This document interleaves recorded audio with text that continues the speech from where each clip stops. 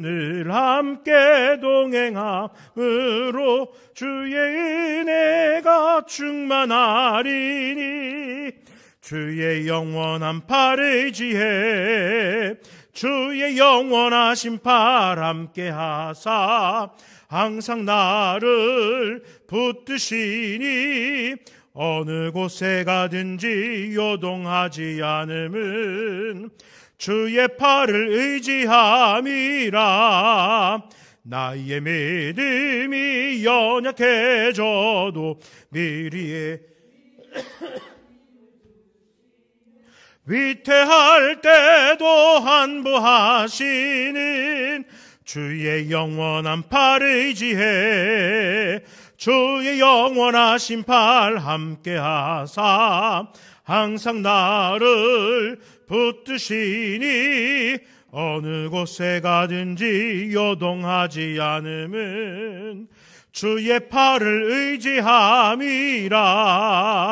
능치 못한 것 주께 없으니 나의 일생을 주께 맡기면 나의 모든 짐 대신 지시는 주의 영원한 팔 의지해 주의 영원하신 팔 함께 하사 항상 나를 붙드시니 어느 곳에 가든지 요동하지 않음은 주의 팔을 의지함이라.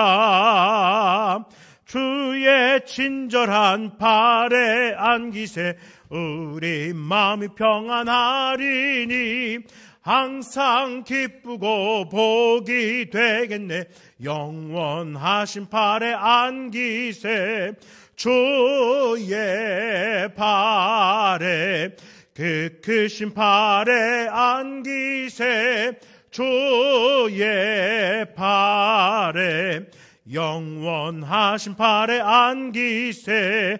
날이 갈수록 주의 사랑이 두루 광명하게 비치고 전성 가는 길 편히 가리니 영원하신 팔에 안기세 주의 팔에 그 크신 팔에 안기세 주의 팔에 영원하신 팔에 안기세. 주의 보좌로 나아갈 때에 기뻐 찬미 소리 외치고 겁과 두려움 없어지리니 영원하신 팔에 안기세 주의 팔에 그 크신 팔에 안기세 주의 팔에 주의 팔에 주의 팔에 그 크신 팔에 안기세 주의 팔에 영원하신 팔에 안기세. 내 영혼의 햇빛 비치니 주 영광 찬란해. 이 세상 어떤 빛보다 이 빛 더 빛나네. 주의 영광 빛난 광채 내게 비춰 주시옵소서. 그 밝은 얼굴 배울 때 나의 영혼 기쁘다. 내 영혼에 노래 있으니 주 찬양합니다. 주 귀를 기울이시사 다 듣고 계시네. 주의 영광 빛난 광채 내게 비춰 주시옵소서. 그 밝은 얼굴 배울 때 나의 영혼 기쁘다. 내 영혼의 봄날 되어서 주 함께 하실 때 그 평화 내게 깃들고 주 은혜 꽃 피네. 주의 영광 빛난 광채 내게 비춰 주시옵소서. 그 밝은 얼굴 배울 때 나의 영혼 기쁘다. 주의 영광 빛난 광채 내게 비춰 주시옵소서. 그 밝은 얼굴 배울 때 나의 영혼 기쁘다. 계속해서 4절 가서도 하겠습니다. 내 영혼에 희락이 있고 큰 소망 넘치네. 주 예수 복을 주시고 또 내려주시네. 주의 영광 빛난 광채 내게 비춰 주시옵소서. 그 밝은 얼굴 배울 때 나의 영혼 기쁘다. 아버지 하나님 감사합니다. 우리 가운데 허락하신 주님의 놀라운 은혜가 때로는 광채로 때로는 평안으로 각양의 모습으로 우리에게 다가오고 있습니다. 그 모든 것을 경험할 때마다 감사해야 되지만은 우리는 그 은혜들을 기억하지 못하고 당장 내 눈을 가리고 있는 어려움으로 또 근심으로 감사하지 못하였던 때가 많았습니다. 그러나 이 시간 다시금 주님께서 허락하신 은혜로 인하여 예배의 자리에 나왔고 또 그 예배 가운데 선포되어지는 찬양의 가사들을 통하여서 주께서 우리 가운데 얼마나 큰 은혜로 함께 하신지를 깨달았사오니 감사하는 삶이 결코 우리의 삶 속에서 세상의 것들 가운데 타협되지 않도록 함께하여 주시옵소서. 이 시간 그 마음을 모아 또한 예배하게 하시고 아버지께서 허락하신 말씀들을 한 구절 한 구절 살펴볼 때 그 말씀의 교훈을 따라 감사와 감격으로 주님의 뜻을 따라 살아가겠느라 고백하는 귀한 시간이 되게 하여 주시옵소서. 예수 이름으로 간절히 기도드립니다. 아멘. 함께 묵상하실 말씀은 창세기 45장 1절에서 28절까지의 말씀입니다. 구약성경 72쪽에 창세기 45장의 말씀입니다.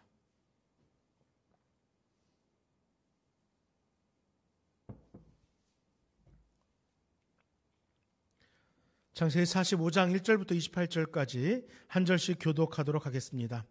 요셉이 시종하는 자들 앞에서 그 정을 억제하지 못하여 소리질러 모든 사람을 자기에게서 물러가라 하고 그 형제들에게 자기를 알리니 그때 그와 함께한 다른 사람이 없었더라.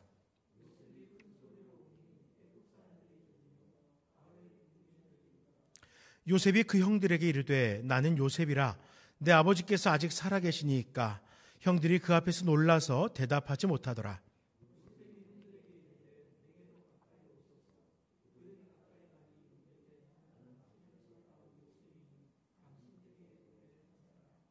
당신들이 나를 이곳에 팔았다고 해서 근심하지 마소서, 한탄하지 마소서. 하나님이 생명을 구원하시려고 나를 당신들보다 먼저 보내셨나이다.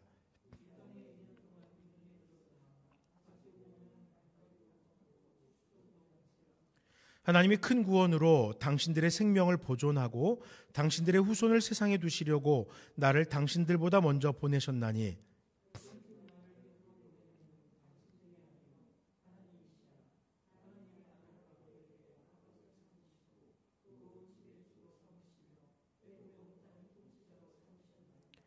당신들은 속히 아버지께로 올라가서 아뢰기를 아버지 아들 요셉의 말에 하나님이 나를 애굽 전국의 주로 세우셨으니 지체 말고 내게로 내려오사.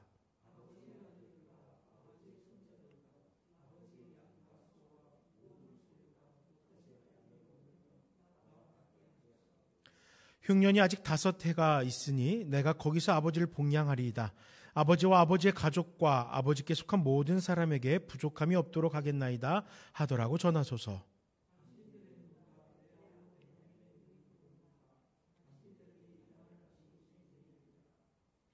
당신들은 내가 애굽에서 누리는 영화와 당신들이 본 모든 것을 다 내 아버지께 아뢰고 속히 모시고 내려오소서 하며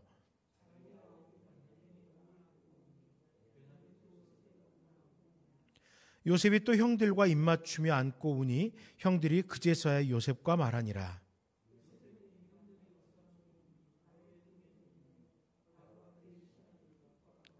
바로는 요셉에게 이르되 내 형들에게 명령하기를 너희는 이렇게 하여 너희 양식을 싣고 가서 가나안 땅에 이르거든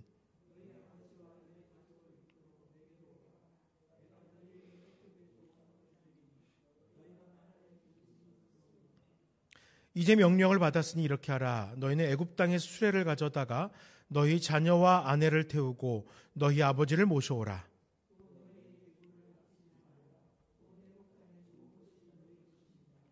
이스라엘의 아들들이 그대로 할세 요셉이 바로의 명령대로 그들에게 수레를 주고 길 양식을 주며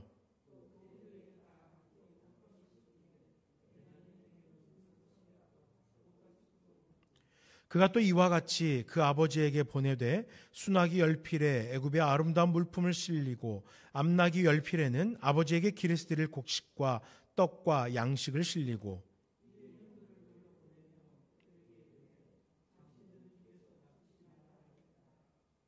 그들의 애굽에서 올라와 가나안 땅으로 들어가서 아버지 야곱에게 이르러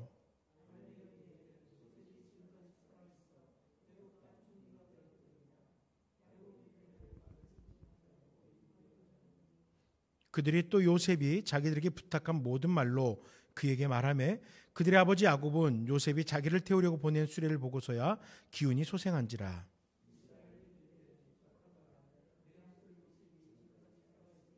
내가 죽기 전에 가서 그를 보리라 하니라. 아멘. 오늘 함께 45장 1절에 28절 가운데에서 1절에 15절의 말씀을 가지고 하나님의 그 구원의 은혜 속에서 과연 어떻게 야곱의 자손들은 변화된 삶을 살아가게 되는지 그러한 것들을 좀 살펴보려고 합니다. 먼저 1절에 4절의 말씀을 보면은 하나님의 은혜가 있었음을 요셉의 입술을 통해서 고백하게 합니다. 요셉의 마음이 움직였습니다. 43장 33절 말씀에 보면 이제 주의 종으로 그 아이를 대신하여 머물러 있어 내 주의 종이 되게 하시고 그 아이는 그의 형제들과 함께 올려보내소서라는 유다의 간청이 요셉의 마음 깊은 곳에서부터 억눌러 오던 감정을 격동하게 했습니다. 결국 바로의 성까지 들릴 정도로 통곡하였습니다. 요셉이 그렇게 통곡했었습니다. 그리고 이제 그 모든 일들, 그 감격에 겨웠고 그 모든 사건들이 차곡차곡 쌓이면서 결국은 요셉이 고백하게 합니다. 나는 요셉이라. 비로소 그동안 그렇게 밝히고 싶었던 자신의 진짜 모습을 형제들에게 알릴 수 있게 되었습니다. 요셉의 울음은 아마도 지난 인생의 슬픔과 기쁨을 모두 담은 울음이었을 것입니다. 그리고 요셉의 고백은 그 어떤 충격보다 더욱 큰 충격으로 이 형제들을 이끌어 갔을 것입니다. 얼마나 놀랐으면요. 그 충격으로 형제들은 놀라서 대답하지 못하였다라고 성경은 기록하고 있습니다. 어떤 반응도 드러내기에는 너무도 놀라운 사실을 마주한 것입니다.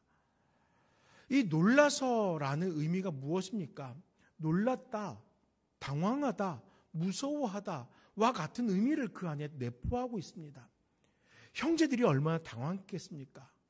또 한편으로는 얼마나 무서웠겠습니까? 요셉은 큰 울음 가운데에서 이내 형제들에게 놀란 감정을 느낄 수 있었을 거예요. 그렇기 때문에 자신을 다시금 밝힙니다. 형제들에게 팔렸던 요셉임을 밝히는 거예요. 형제들이 지금까지 여러 상황이 자신들의 계획대로 이루어지지 않았고 오해에다가 오해를 더하는 상황이었기에 큰 염려를 가지고 지금 이 자리에 서 있잖아요. 그런데 애굽의 총리가 자신이 요셉이라고 말합니다. 그리고 아버지 안부를 묻습니다. 게다가 형들에게 팔려간 요셉이라고 다시 확인을 하니까 이 형제들 당황하겠죠. 놀라겠죠. 무서웠을 거예요. 여러 가지로 복잡 미묘한 심경 속에서 두려움 속에서 지금 이 상황을 마주하게 됐을 것입니다.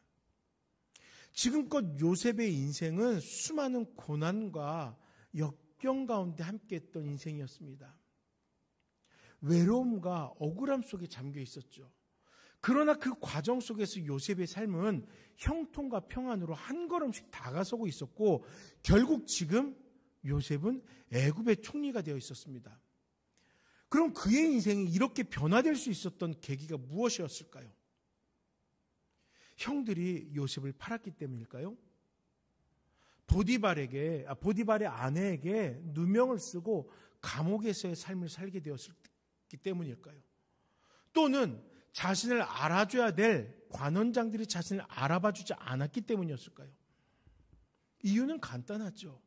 동행하여 주신 하나님 때문입니다. 고난을 통하여 하나님은 더욱 요셉을 다져지게 하셨고, 때마다 하나님을 의지했던 요셉은 결국 형들을 마주하면서 그토록 꿈꿔왔을 화합을 직접 누리고 있었던 것이에요. 요셉은요, 이미 그 인생의 한 걸음 한 걸음이 변화되어지고, 그 변화되어진 삶 속에서 억울했을 수 있었던 지난날의 그런 모든 일들이 하나하나씩 정리가 되어져 있었던 거예요. 요셉은 하나님이 함께 하셔서 그의 인생을 형통하게 하신 은혜를 경험했습니다. 그 은혜가 요셉에게 용서할 수 있는 마음을 갖도록 도와주었던 것이에요. 아무리 요셉이어도 자신의 인격으로는 결코 쉽지 않을 일입니다.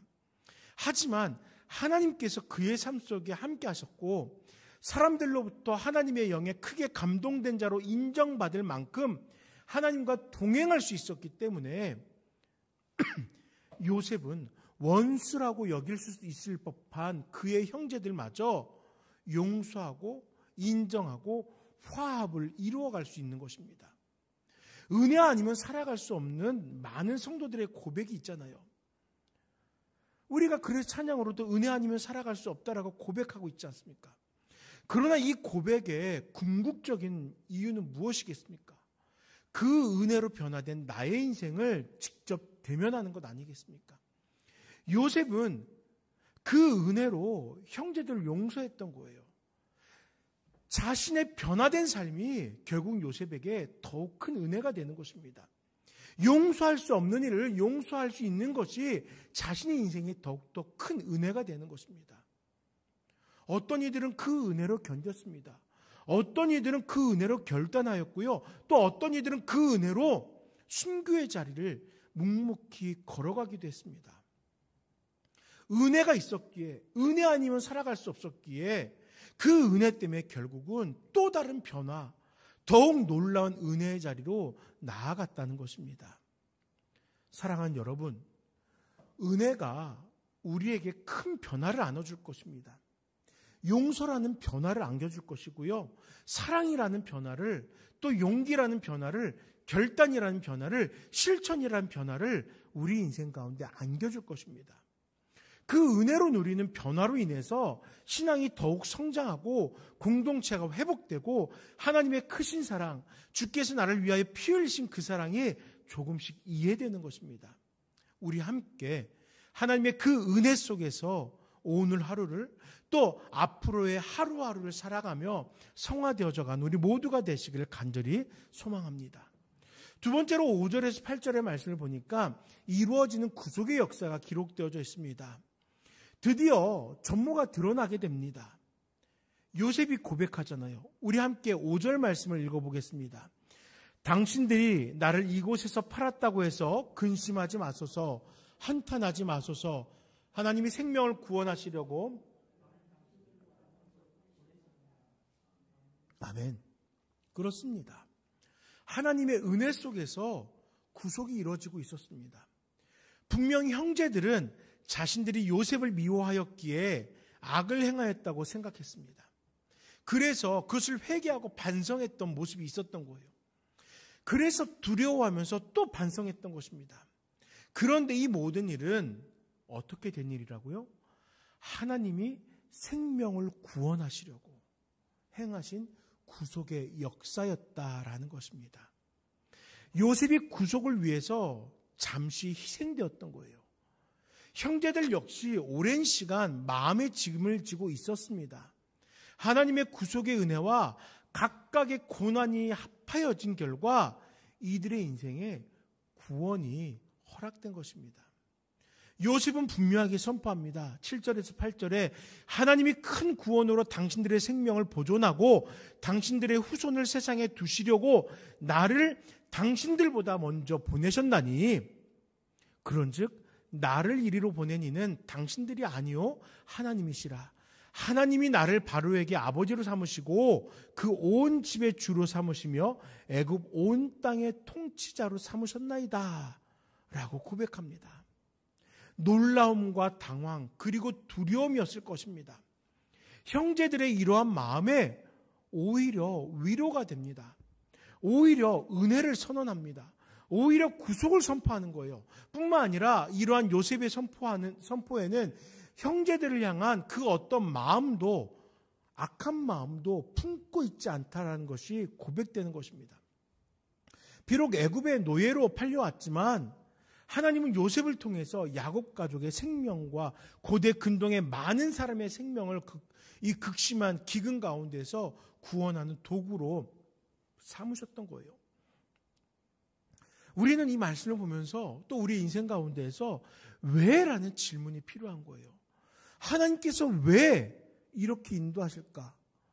왜 순종을 요청하신 걸까? 왜 결단을 요청하실까? 왜 고난을 걸어가라고 하실까? 왜 기뻐하라고 하실까? 등등 하나님의 마음을 헤아리고자 하는 그런 왜라는 질문이 우리에게 있어야 된 거예요. 왜의 결과는 무엇입니까? 때로는 구원을 성취하기 위하여, 때로는 위로하기 위하여, 때로는 더욱 바른 예배자가 되도록 돕기 위해서, 때로는 그렇게 우리가 꿈꾸던 소망들이 이루어지게 하고자 하나님은 우리에게 당장은 이해되지 않는 일들 속으로 들어오라고 이끄시는 것입니다. 내 인생에서 일어난 모든 문제들과 상황들을 신앙 안에서 풀어가는 것이 지혜로운 삶인 거예요. 왜라고 하나님의 뜻을 물어보면서 내 안에서 하나님께서 이루어 가시는 그 일들, 말씀 속에서 경험하였던 그 하나님의 역사들을 바라보아야 되는 것입니다. 사랑하는 여러분, 내 인생을 원망과 저주, 불평과 불만과 한숨으로 허비하지 않았으면 좋겠어요. 왜 나는 이렇게 고단 속에 살아가야 돼? 분명히 나는 지난날 그런 꿈을 꿨는데 왜 나는 지금 여전히 이렇게 감옥에서 고난에 있어야 돼? 왜 그렇게 눈에 꼴갑지 않았던 요셉을 치워버렸는데 또 다른 아이가 우리 눈에 가시처럼 보이는 거야? 그 아이를 멀리 보낸 것도 내 마음에 큰 짐인데 도대체 어떻게 하라는 거야? 다양한 모습으로 우리 안에 불평과 불만이, 원망이, 저주가, 한숨이 남아있을 수 있습니다. 그러나 그 순간 하나님의 뜻을 헤아리기 위해 왜라고 돌아보았으면 좋겠어요. 내가 왜 그런 것인지, 내가 꼭 그렇게 했어야 되는 것인지, 내 인생을 하나님의 기준으로 돌아볼 수 있어야 된다는 거예요. 오히려 선하신 하나님을 믿고 신뢰하는 삶을 살아가야 되는 것이에요. 복 있는 삶이란 다른 것이 아니라 하나님의 구원의 그 경륜을 이해하면서 그것을 믿음으로 살아가는 것입니다. 그럴 때 역경과 고난 속에서도 희망을 잃지 않고 성실하게 하나님의 자녀다운 삶을 살아갈 수 있는 거예요. 하나님의 구원의 경륜을 이해하였다면은 화해하지 못할 사람은 없을 거예요. 용서하지 못할 일들도 없고 이해하지 못할 일들도 없을 거예요. 왜? 그 모든 일들에는 하나님의 계획이 있으니까요. 하나님의 섭리하지 못하니까요. 그러니까 사랑하지 못할 사람이 없는 것입니다. 진정한 복수는 그 대상을 돕고 살리는 것이 최고의 복수인 거예요.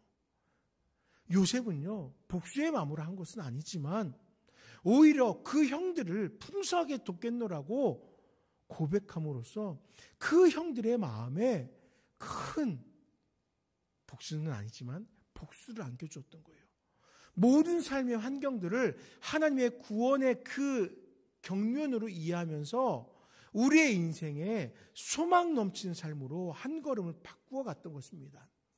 그리하여서 하나님이 이루신 수많은 은혜를 홀로 경험하는 것이 아니라 함께 경험하였고 더 나아가 모두가 구원을 누리게 되었던 것입니다. 그러면은요, 왜라고 하나님의 뜻을 헤아리는 우리의 신앙은 결국 나의 신앙뿐만 아니라 내가 속한 가정이라는 공동체, 내가 속한 교회라는 공동체, 내가 속한 이 나라와 이 열방이라는 공동체에 하나님의 은혜, 그 구원의 은혜를 초대하는 것이고 누리게 하는 것이고 우리 모두가 그 구원의 경륜에 따라서 하나님의 참된 은혜를 누리게 된다는 것이에요. 그것이 바로 오늘 이 시간 하나님께서 허락하신 그 하나님의 은혜 속에서 이루어지는 구속의 역사라는 것입니다. 그렇다면 9절에서 15절은요, 이제 그 구속의 역사를 어떻게 누리게 되는지를 우리들에게 소개합니다. 물론 요셉과 형제들 그리고 야곱이 누리게 되는 모습인 것이죠. 그러나 그들이 누리는 것과 우리가 누리게 될 앞날의 은혜도 별반 다를 바가 없다는 거예요. 일단 모든 오해와 상황이 해결되었습니다. 그래서 요셉은 형제들에게 속히 아버지에게 돌아가서 다시 아버지를 모시고 애굽으로 돌아오라고 강권합니다. 야곱이 아들들과 가나안을 떠나야 할 명분이 생긴 거예요. 당장 직면한 가뭄에서 살궁리를 찾기 위한 것입니다. 가나안은 이 심한 가뭄에 전혀 대비가 되어 있지 않습니다. 야곱이라고 뭐 별반 다를 바가 있겠습니까? 거기다가 야곱은 목축을 중심으로 하여 살았으니까 분명 곡식이 많이 준비되어 있지 않을 거예요. 그러나 요셉이 머무르는 애굽은 어떻습니까? 이미 7년의 풍년 동안 잘 준비를 해놓았습니다. 우리 알잖아요. 이 나일강 문명이라는 게 얼마나 대단한지 알고 있잖아요. 그 나일강이 홍수로 범람하면은 온갖 비옥한 것들이 그곳에 와서 쌓이고 그 비옥한 토지 위에다가 씨앗을 심고 곡물을 키우면은 그 애굽이 풍성하게 먹을 만큼이 자라난 데잖아요. 자연스럽게. 그런데 지난 7년 동안은 그것으로 만족하지 않았습니다. 인위적으로 더 많이 수확하기 위해 노력하였고 또 수확물들을 잘 저장해 놓았습니다. 그러니 살기 위해서는 애굽으로 이주하는 것이 맞아요. 야곱은 살궁리를 하면서 그 아들들을 애굽으로 보냈던 거예요. 또 살궁리를 하면서 자신에게는 그렇게 애끓는 아들인 베냐민조차도 애굽으로 보냈던 거잖아요. 그러니 이것만큼 좋은 기회가 어디 있습니까? 애굽에선 살 수가 있는데 당연히 얼마든지 가나안을 떠나 옮겨올 수가 있어요. 그런데다가 이 가나안을 떠나 애굽으로 오는 이 모든 여정이 하나님께서 그들을 구원하시고자 하는 여정이라니 다른 것을 고민할 필요가 없는 것입니다. 하나님께서 바로의 꿈을 통하여 깨우치신 바에 의하면 흉년은 장장 7년 동안 계속됩니다. 그러나 지금 고작 2년의 시간이 지났어요. 그러니 앞으로 남은 시간 살기 위해서라면은 애굽으로 이주하는 것은 너무나 당연한 처사입니다. 그러나 요셉은요, 이 형제들에게 단순히 살궁리를 살펴주겠다는 것을 넘어서 모든 사람에게 부족함이 없도록 하겠다라고 약속합니다. 더 나아가 내가 이 말을 하는 것은 내 입이라 라고 강조하면서 자신의 언사가 매우 확실한, 내가 장담할게 라고 이야기하는 거예요. 내가 여러분들을 먹여 살릴 겁니다. 책임질 것입니다. 라고 이야기하는 거예요. 그리고 마지막으로 이 모든 사실을 직접 경험한 형제들뿐 아니라 아버지 야곱이 확신할 수 있도록 형제들이 그 중개자가 되어달라고 청하는 겁니다. 이렇게 요셉은 눈앞의 모든 형제들과 더불어 가나안의 야곱까지 애굽으로 이주할 것을 정중하게 청했던 거예요. 무슨 일입니까? 조금 전까지만 하여도 정탐꾼으로 몰렸다가 또 총리의 은잔을 훔친 자들로 오해받았다가 야, 우리 이제 죽겠구나 두려워하던 자들 아니었습니까? 그런데 그 총리가 자신들의 형제 요셉이었잖아요. 모든 오해를 하나님께서 풀어주셨고 가혹한 흉년에서 살 수 있는 방편까지 요셉을 통하여 준비되었습니다. 감격스러운 거예요. 요셉은 먼저 베냐민의 목을 안고 옵니다. 실로 20여 년 만에 이루어진 형제간의 상봉입니다. 이러한 모습들, 모든 오해가 풀리고 이제 살았구나 라고 마음의 여유가 생겼을 때 형제들이 함께 입을 맞추면서 요셉에게도 말할 수 있게 된 것입니다. 요셉은 자신을 사용하신 하나님께 뜻하신 바를 이루어왔던 거예요. 야곱이 가문을 구원하기 위하여 자신을 애굽으로 먼저 이주하게 하신 것을 기억하면서 가족들이 머물기에 적당한 땅 고센을 준비했습니다. 가족을 청하고 부족함 없이 섬길 것을 약속한 거예요. 요셉은 자신에게 임한 하나님의 은혜와 영광이 큰 것임을 알고 있었던 것입니다. 그리고 그에 합당한 반응으로 하나님께서 행하시는 구속을 위하여 자신의 삶을 쓰임받았던 것입니다. 그 결과 46장 1절에 야곱은 이 모든 일들을 따라서 이렇게 말합니다. 이스라엘이 모든 소유를 이끌고 떠나 브엘세바에 이르러 그의 아버지 이삭의 하나님께 희생제사를 드리게 되었다는 거예요. 여러분, 희생제사는요, 속죄나 또는 하나님과의 교제를 위하여 드려진 제사입니다. 속죄, 하나님 잘못했습니다. 하나님과의 관계를 회복하고 싶습니다. 이럴 때 드리는 게 희생제사예요. 지금 야곱은요, 하나님께서 이 모든 일을 작정하시고 이끄셔서 하나님만을 경외할 수밖에 없게끔 모든 일들을 이루어 주셨습니다. 내가 하나님을 의지하지 못했는데 하나님께서는 나의 그 연약한 모습, 나의 그 부족한 신앙, 그럼에도 불구하고 이 모든 은혜를 허락하셨습니다. 그렇기 때문에 희생제사로 하나님 앞에 영광을 올려드리고 있는 거예요. 즉 야곱은 브엘세바에서 하나님을 향하여 희생제사를 드리면서 은혜에 감사하고 있는 것입니다. 여러분, 이 야곱에게 이 브엘세바가 어떤 땅입니까? 그의 어머니의 고향으로 가면서 머물렀던 곳이잖아요. 살기 위해 떠났던 장소였잖아요, 이 자리가. 근데 지금 다시 한번 하나님께서 진짜 이들을 살려주시기 위해서 자신이 살기 위해 갔던 자리가 아니라 하나님께서 살려주시는 그 구원의 은혜를 누리게 하시고자 브엘세바에서 너의 구원은 내가 이루는 것이야 라는 것을 고백하게 하신 거예요. 그러니 그 자리에서 구속하심 앞에 감격하여 엎드릴 수밖에 없는 것입니다. 그 누구도 예상할 수 없는 사건입니다. 그러나 요셉은 또 야곱과 그의 아들들은 각각의 방법으로 그 은혜를 누리게 되었습니다. 그 구원을 누리게 되었던 것이에요. 요셉은 하나님의 계획을 따라 쓰임받고 형제들과 야곱을 돌봄으로써 그 구원을 누립니다. 또 야곱과 그의 아들들은 예비된 여정을 걸어가며 희생제사를 통해서 하나님 앞에 이 모든 일은 하나님이 일하신 것이군요. 하나님께서 계획하신 일이군요. 라고 고백함으로써 그 구원을 누리게 되었습니다. 그런데 16절 이하에 또 이 구원에 일하는 자들이 있습니다. 이 구원 가운데 자기들이 쓰임받는 줄도 모르고 수고하는 자들이 있습니다. 어떤 이들인지 아세요? 바로 애굽에 속한 바로와 더 많은 사람들입니다. 요셉의 형들이 왔다는 소문이 바로의 궁에 들림에 바로와 그의 신하들이 기뻐하였다는 거예요. 여러분, 이 16절은 우리에게 놀라운 사실 한 가지 알려줍니다. 우리가 누리는 그 구원은요, 이 세상 사람들을 기뻐하게 하는 구원이라는 거예요. 우리가 하나님 앞에 온전하여지고 우리가 그 구원에 감격하며 살아가면은요, 그 구원의 감격이, 우리가 누리는 그 감격이, 은혜가 이 세상에게도 영향을 끼치고 이 세상 사람들에게도 기쁨의 제목이 될 때가 온다는 것입니다. 이것뿐만 아닙니다. 바로는 어떻게 합니까? 좋아서 그 형들에게 명령합니다. 어서 빨리 너희 형제들, 너희 가족들 다 데려와.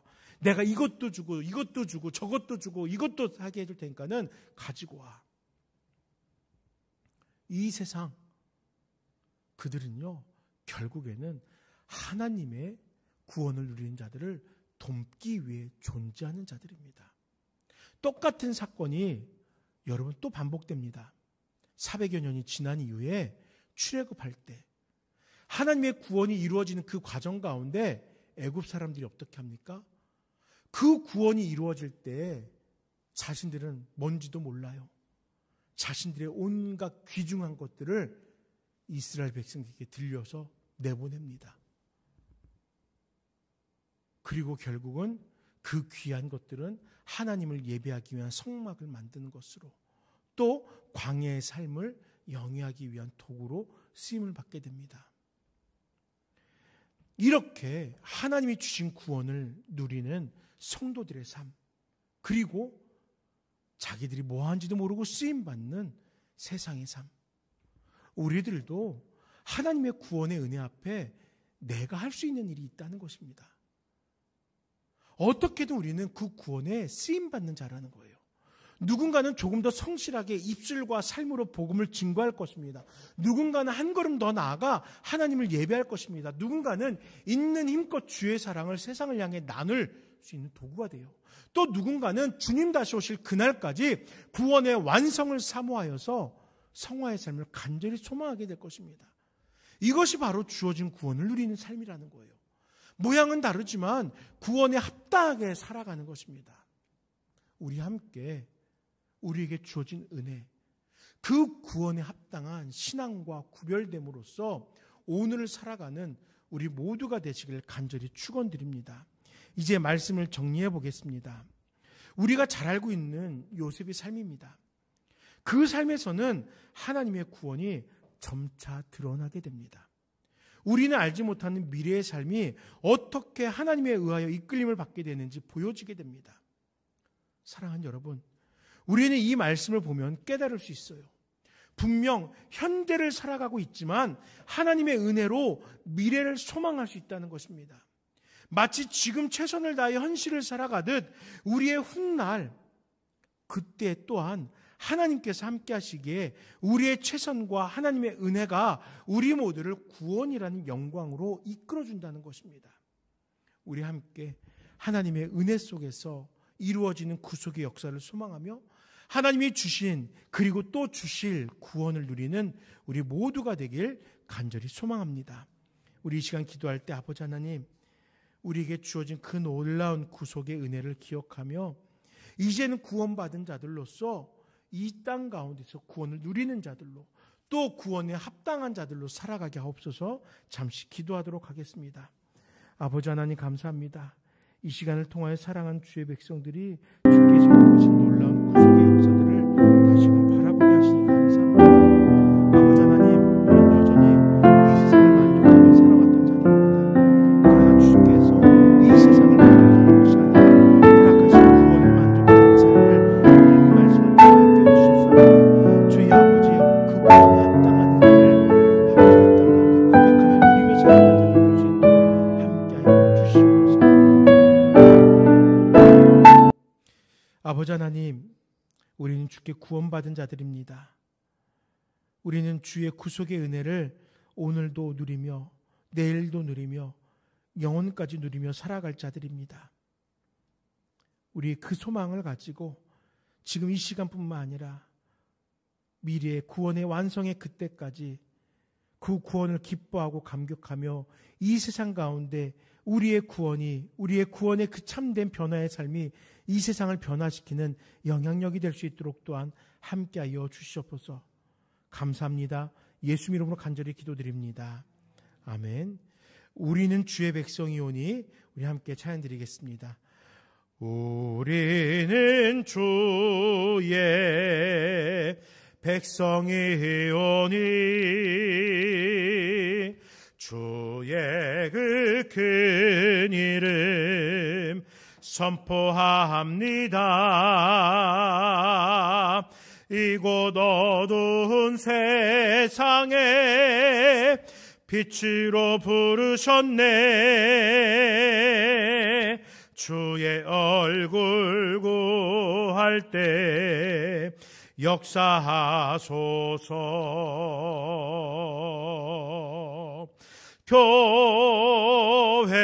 교회를 세우시고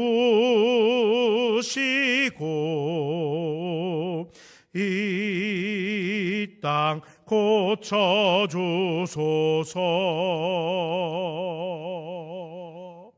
주님 나라 힘하시고 주 뜻 이루어지다. 아버지 하나님, 우리를 구원하시니 감사드립니다.